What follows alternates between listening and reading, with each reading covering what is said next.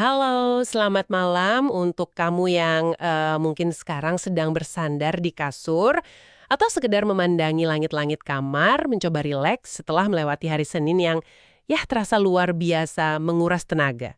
Iya, hari Senin itu memang seringkali terasa paling berat ya. Bener banget. Jadi napas dulu, tarik napas yang dalam, tidak apa-apa. Sangat wajar kok kalau malam ini punggungmu terasa lebih berat dari biasanya, atau pikiranmu terasa sangat lelah. Kamu sudah melakukan yang terbaik hari ini. Silahkan buat dirimu senyaman mungkin malam ini. Nah, malam ini dari tumpukan literatur psikologi, jurnal klinis, dan catatan medis yang ada di meja kami, ada satu misi dari penelusuran mendalam kita yang ingin kita obrolin santai. Topiknya adalah tidak semua yang kamu rasakan harus kamu simpan. Dan misi penelusuran kita malam ini terasa sangat relevan ya. Karena ya kita tahu sendirilah, sejak kecil kita sering banget diajari satu narasi. Bahwa menahan perasaan itu adalah tanda kedewasaan. Ah iya, menjadi tabah dalam diam gitu kan? Betul, dianggap sebagai puncak kekuatan karakter kita.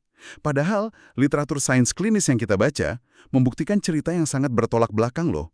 Menahan emosi secara terus-menerus itu justru diam-diam merusak tubuh kita secara fisik.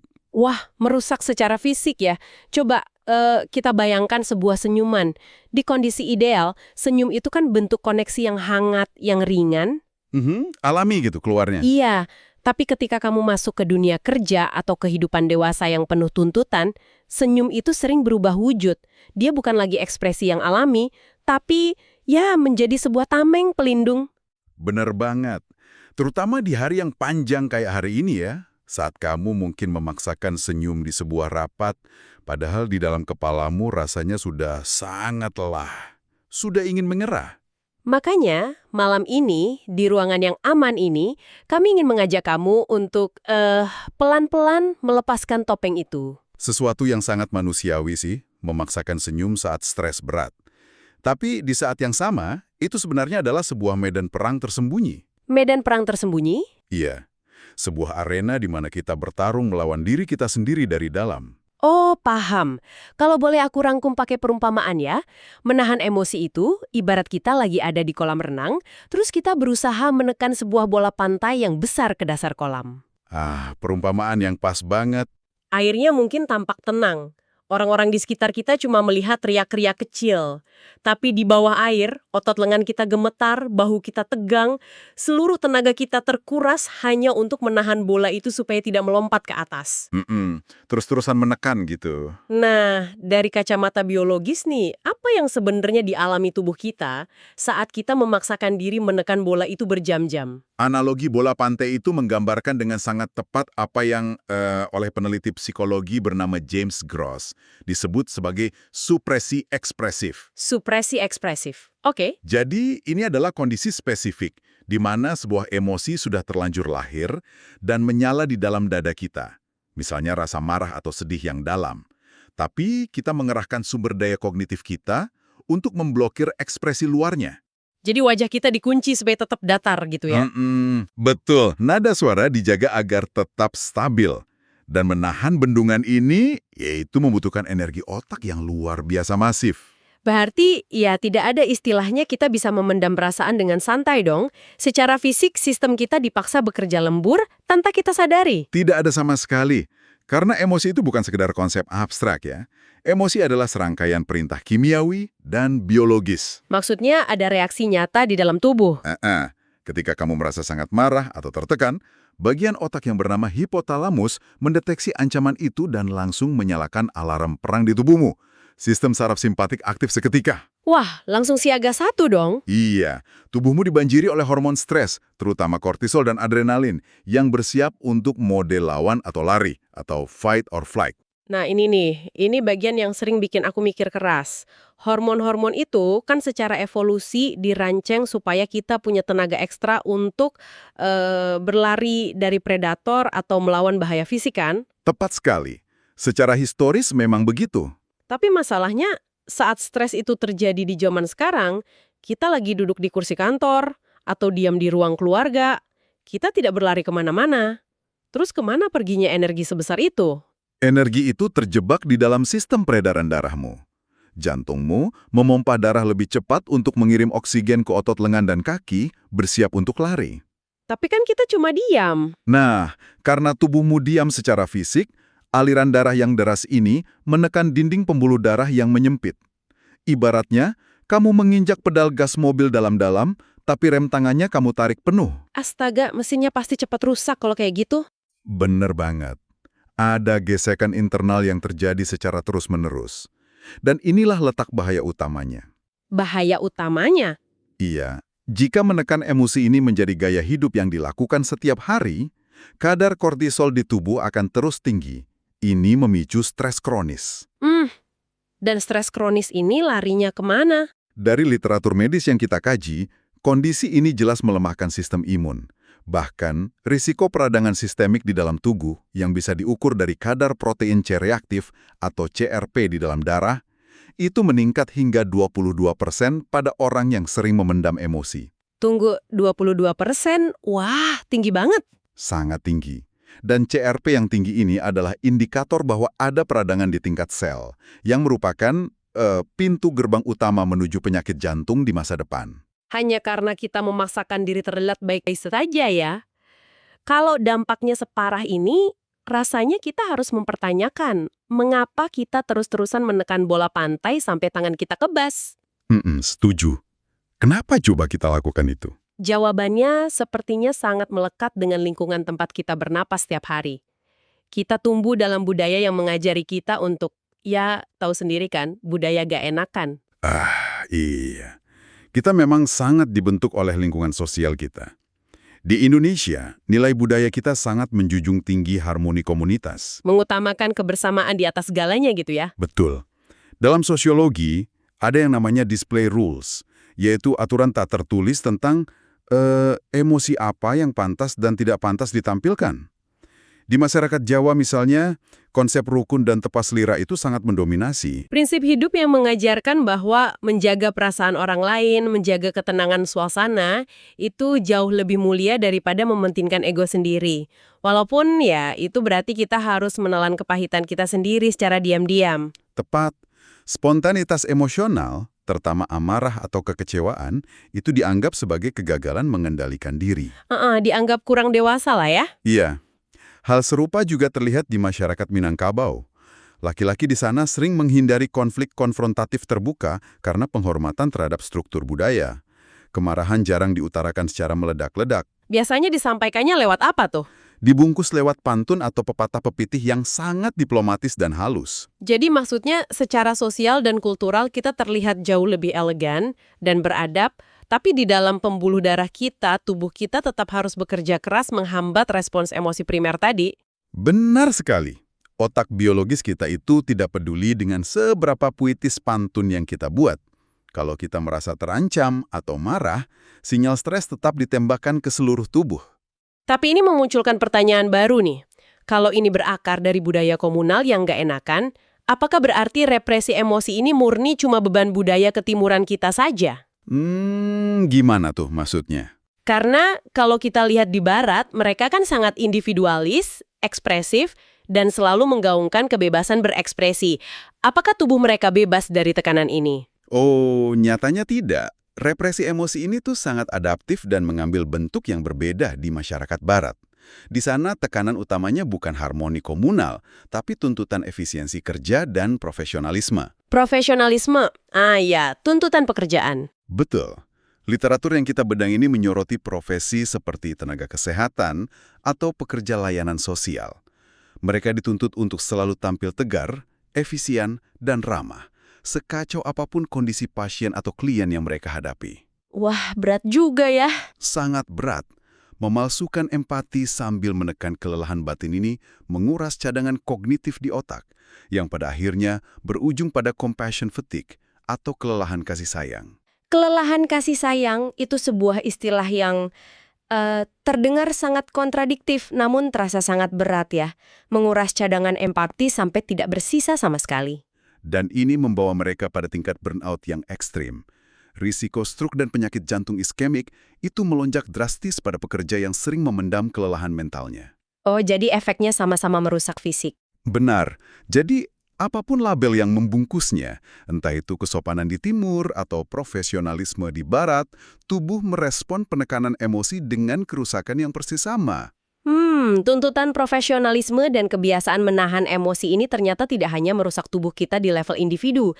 Kalau kita tarik ke skala makro nih, budaya ini sebenarnya sedang melumpuhkan roda ekonomi kita secara diam-diam. Iya, ada data yang cukup mengejutkan soal ini kan? Betul, ada data dari Indonesia untuk tahun 2024 hingga 2025 yang jujur bikin aku terdiam sejenak waktu bacanya. Laporan mengenai beban ekonomi akibat masalah kesehatan mental itu ya? Iya, tercatat bahwa kerugian ekonomi akibat isu kesehatan mental di Indonesia menembus angka 460 triliun rupiah. Angka yang fantastis banget. Gila, besar banget itu. Tapi fakta yang paling menyadarkan adalah 88,5% dari total kerugian itu bukan berasal dari biaya perawatan di rumah sakit atau biaya obat-obatan loh. Terus dari mana mayoritas kerugian itu datang? Datangnya dari fenomena yang disebut presenteeism. Nah, untuk kamu yang sedang mendengarkan, coba bayangkan perasaan ini. Presenteeism adalah momen di mana kamu memaksakan diri bangun pagi, mandi, berpakaian rapi, dan secara fisik duduk di meja kerjamu. Teman-teman melihat kita ada di sana ya? Betul, teman-temanmu melihatmu ada di sana. Tapi pikiran, jiwa, dan energi mentalmu sudah benar-benar lumpuh tertimpa beban emosi yang tidak terurai. Kamu hadir secara fisik, tapi sebenarnya keberadaanmu kosong. Kayak robot aja gitu. Iya, kamu tidak bisa fokus, tidak bisa mengambil keputusan, apalagi berkreasi. Dan secara ekonomi, presenteeism ini jauh lebih merugikan daripada sekedar tidak masuk kerja. Karena kan perusahaan membayar untuk kehadiran yang tidak produktif, sementara individu tersebut terus memperparah kerusakan psikologisnya sendiri. Betul. Otak yang berada dalam mode stres kronis secara harfiah mematikan fungsi kreatif dan analitisnya demi sekedar bertahan hidup. Wah, jadi raga kita ini benar-benar entitas yang sangat jujur ya. Tubuh sama sekali tidak bisa dibohongi oleh aturan jam kerja perusahaan atau sekedar norma kesopanan masyarakat. Setuju. Tubuh akan selalu merekam semuanya. Lalu, bagaimana jika kita tetap keras kepala? Kalau kita terus mengabaikan sinyal-sinyal kelelahan ini, terus memaksa pikiran dan mulut kita untuk diam bertahun-tahun, apa kompromi terakhir yang akan diambil oleh tubuh kita? Jika pikiran menolak untuk bersuara, tubuhlah yang akan mengambil alih. Dan dia akan berbicara dengan bahasanya sendiri, yang biasanya muncul melalui penyakit fisik yang serius. Penyakit fisik? Ada contoh nyatanya nggak dari literatur kita? Ada. Dr. Gabor Mate mendokumentasikan fenomena ini dengan sangat brilian melalui studi kasus salah satu pasiennya yang bernama Mary. Ah, kasus Mary. Gimana tuh ceritanya? Mary ini adalah prototipe dari orang yang selalu mengalah. Dia sosok penurut yang seolah tidak punya kapasitas untuk marah. Dia selalu mendahulukan orang lain dan menjadi semacam pelindung bagi keluarganya, tanpa pernah menyisakan ruang untuk kebutuhannya sendiri. Karakter yang sangat akrab di sekitar kita ya. Seseorang yang rela menjadikan dirinya keset, sekedar supaya orang lain bisa berjalan dengan nyaman. Terus, apa dampak biologis dari kebiasaan Mary ini? Akhirnya, Mary didiagnosis mengidap skleroderma. Skleroderma itu apa? Itu sebuah penyakit autoimun sistemik yang langka. Penyakit ini membuat sistem kekebalan tubuh menjadi kebingungan. Alih-alih menyerang virus dari luar, imun Mary justru menyerang jaringan ikat di tubuhnya sendiri.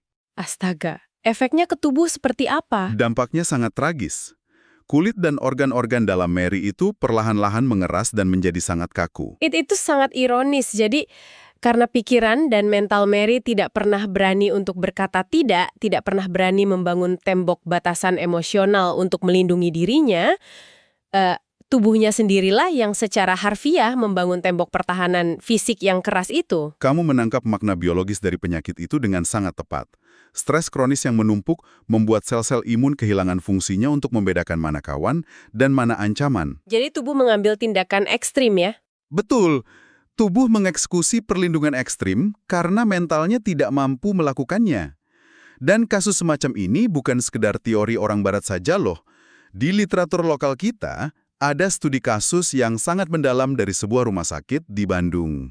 Oh ya, bagaimana ceritanya yang di Bandung ini? Ada seorang istri yang tiba-tiba dilarikan ke rumah sakit karena mendadak kehilangan pendengarannya secara drastis, tepat setelah dia memergoki suaminya berselingkuh. Kehilangan pendengaran mendadak. Terus pas diperiksa secara medis gimana? Pemeriksaan medis lengkap dilakukan. Hasilnya, anatomi telinganya sangat sempurna. Gendang telinga, saraf pendengaran, semuanya 100% normal secara fisik. Hah? Lalu kenapa suara tidak bisa sampai ke kesadarannya?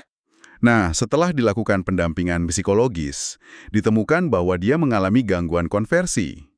Pasien ini tumbuh dengan nilai yang sangat kaku, bahwa seorang istri harus menjaga aib, harus selalu tegar demi anak-anak, dan tidak boleh membuat keributan. Wah, tekanan budayanya kerasa banget di situ. Sangat. Jadi ketika dia dihadapkan pada trauma perselingkuhan, emosinya meledak. Tapi nilai budaya memaksanya untuk menelan itu semua bulat-bulat. Dan otaknya nggak sanggup memproses itu. Tepat. Karena pusat pemrosesan emosi di otaknya sudah kelebihan beban dan dia tidak sanggup lagi menghadapi konflik atau mendengar pertengkaran, alam bawah sadarnya secara harfiah memblokir sinyal suara yang masuk. Jadi tubuhnya yang mematikan fungsi pendengaran itu. Betul. Tubuhnya menonaktifkan pendengarannya untuk menyelamatkan kewarasannya. Dia, dalam tanda kutip, memilih untuk tuli agar tidak perlu lagi berpura-pura kuat mendengar kenyataan yang menghancurkan hatinya. Wah, kisah Mary dan ibu di Bandung tadi memberikan perspektif yang sangat-sangat dalam. Jika kamu yang sedang mendengarkan ini merasa ada rasa yang mengganjal di dada atau tenggorokanmu saat membayangkan cerita tadi, tidak apa-apa. Tarik napas yang pelan. Rileks saja. Kisah-kisah ini menjadi bukti nyata betapa tubuh kita tuh sangat mencintai kita. Dia akan berbuat apa saja untuk melindungi kita dari rasa sakit yang berlebih, bahkan jika perlindungan itu berarti mengorbankan fungsi organnya sendiri. Benar banget. Tubuh kita itu selalu mencatat setiap emosi yang tidak kita selesaikan. Karena itu, sebelum kamu memejamkan mata malam ini, mari kita pelajari cara membongkar perlahan sumbatan-sumbatan emosi tersebut. Kita tentu tidak ingin membiarkan bola pantai itu meledak di bawah air atau merusak tubuh kita pelan-pelan. Setuju. Kita butuh langkah konkret. Apa nih langkah pertolongan pertama yang bisa dilakukan malam ini, agar besok pagi napas terasa sedikit lebih ringan? Sains punya solusi yang sangat aplikatif untuk memindahkan gigi transmisi tubuh kita. Dari mode simpatik yang tegang tadi, kembali ke mode parasimpatis yang rileks. Pendekatan pertama sebenarnya sangat lekat dengan budaya kita, yaitu curhat atau berbicara dengan orang lain. Curhat, sesederhana itu? Iya. Secara biologis, membagikan keresahan kepada orang yang kita percaya, itu akan melepaskan hormon oksitosin. Hormon ini menurunkan tekanan darah dan memberikan efek tenang. Tapi, nah ini ada tapinya, ada satu peringatan keras dari para ahli klinis terkait hal ini. Ini pasti berkaitan dengan fenomena yang sangat sering kita lihat belakangan ini. Tolong luruskan soal tren curhat publik di media sosial dong. Ya, kita harus sangat berhati-hati dengan ilusi curhat di media sosial. Mengunggah masalah pribadimu ke audiens anonim itu seringkali malah menjadi bumerang psikologis loh. Padahal kan rasanya lega pas habis mencet tombol post. Validasi atau likes di detik pertama memang memberikan suntikan dopamin yang singkat. Tapi media sosial adalah ruang yang tidak bisa diprediksi. Satu saja komentar negatif, penghakiman, atau respons yang tidak empatik dari netizen, itu akan membuat hormon kortisolmu kembali meroket jauh lebih tinggi dari sebelumnya. Berarti malah nambah stres baru ya? Betul. Ingatlah bahwa kualitas orang yang mendengarkanmu jauh lebih krusial daripada kuantitas penonton di layarmu. Itu pengingat yang sangat penting sih. Simpan sisi rentanmu untuk mereka yang benar-benar punya kapasitas untuk memeluk ceritamu. Tapi, bagaimana jika malam ini di dalam kamarnya, pendengar kita sedang merasa benar-benar sendirian? Kalau tidak ada yang bisa diajak bicara ya? Iya, mungkin sedang tidak ada teman yang bisa dihubungi, atau beban emosinya terlalu rumit untuk sekedar dijelaskan lewat chat atau telepon. Jika kamu merasa sendirian malam ini, ada teknik intervensi mandiri yang sangat kuat. Namanya expressive writing atau menulis ekspresif. Ini dipopulerkan oleh Profesor James Pennebaker. Menulis ekspresif, caranya gimana tuh? Sederhana banget. Ambil selembar kertas atau buka catatan di ponselmu dan luangkan waktu 15 menit saja untuk menuliskan perasaan terdalammu tentang hal yang sangat mengganggumu hari ini. Apakah ada aturan cara menulisnya? Misalnya, apakah harus terstruktur rapi, atau tata bahasanya harus benar gitu? Sama sekali tidak. Jangan pedulikan ejaan, tanda baca, atau apakah kalimatnya masuk akal atau enggak. Tumpahkan saja semuanya. Marah, bingung, sedih, keluarkan semua. Kenapa cara ini bisa salah efektif? Karena, secara neurologis, emosi yang meledak-ledak itu bersumber dari amigdala, yaitu bagian otak yang bertugas membunyikan alarm panik. Ketika kamu memaksa dirimu mengubah emosi yang abstrak itu menjadi deretan kata-kata, kamu secara harfiah memindahkan aktivitas otakmu dari amigdala menuju korteks prefrontal. Korteks prefrontal itu fungsinya apa? Itu bagian otak yang bertugas sebagai manajer logika. Ibaratnya, kamu sedang mengurai benang kusut di kepalamu menjadi sebuah garis lurus yang bisa dipahami. Mengubah kekacauan menjadi narasi ini terbukti secara klinis mampu menurunkan detak jantung dan bahkan memicu perbaikan sel-sel imun. Oh, luar biasa ya. Jadi kita mengenakan kata-kata untuk menertibkan kekacauan di dalam otak biologis kita. Sangat masuk akal. Namun, bagaimana jika kondisinya saat ini sudah terlalu penuh? Terlalu penuh gimana maksudnya? Jangankan untuk merangkai kata, mengatur nafas saja rasanya dada udah sangat sempit. Pikiran berputar tak karuan karena kecemasan yang berlebih. Oke, jika kepanikan itu yang sedang mendominasi tubuhmu sekarang, mari kita tekan tombol riset alami sistem sarafmu sekarang juga. Kita akan menggunakan teknik pernafasan 4, 7, 8. Apa mekanisme di balik angka-angka ini? Kenapa membuang napasnya harus sangat panjang sampai 8 detik? Ini murni biologi. Saat kamu menarik nafas, detak jantungmu secara alami akan sedikit meningkat. Namun saat kamu membuang nafas, detak jantungmu melambat. Berarti kita lagi ngehack detak jantung sendiri dong? Tepat. Dengan memanjangkan durasi buang napas hingga 8 detik, kamu secara sengaja meretas ritme jantungmu untuk merangsang saraf vagus, saraf utama yang berfungsi sebagai pedal rem bagi tubuh. Dan itu langsung bikin tenang. Iya, saraf vagus yang terstimulasi akan langsung mengirim pesan ke otak bahwa kamu sudah aman. Jika kamu nyaman, cobalah bersandar dan ikuti ritme ini bersamaku. Yuk kita coba sama-sama. Rilekskan bahumu, tarik napas pelan lewat hidung selama 4 detik. 1, 2, 3, 4. Sekarang, tahan oksigen itu di dadamu selama 7 detik. Biarkan ia mengalir. 5, 6, 7. Lalu buang perlahan lewat mulut dengan suara whoosh selama 8 detik. 1, 2, 3, 4, 5, 6, 7, 8. Wah, bahkan hanya dengan mempraktikkan satu siklus barusan, kerasa banget ada sensasi ruang yang sedikit lebih lapang di rongga dada. Bener kan? Lakukan itu 4 kali jika beban di pundakmu masih terasa berat. Dan sebagai tambahan terakhir, jika pikiranmu masih terus mencoba melompat ke kecemasan hari esok, menjauh dari kasurmu, gunakan teknik grounding 5, 4, 3, 2, 1. Gimana tuh cara kerjanya? Saat kamu panik, paksa matamu mencari 5 benda di sekitarmu dan amati warnanya. Lalu, cari 4 benda yang bisa disentuh. Rasakan tekstur selimut atau kasurmu. Dengarkan 3 suara di ruangan ini. Misalnya suara dengungan AC atau detak jam. Cium 2 aroma yang ada di dekatmu. Dan rasakan 1 rasa di lidahmu. Jadi kita menarik diri ke masa kini ya? Betul. Ini memaksa otakmu menerima input sensorik fisik yang menginterupsi sirkuit kecemasan di kepala, membawamu turun dari awan kepanikan, kembali berpijak pada realita malam ini. Menarik sekali. Jadi kepada kamu yang malam ini sudah memberikan waktumu untuk mendengarkan kami, izinkan kami menyampaikan satu hal dari hati yang terdalam.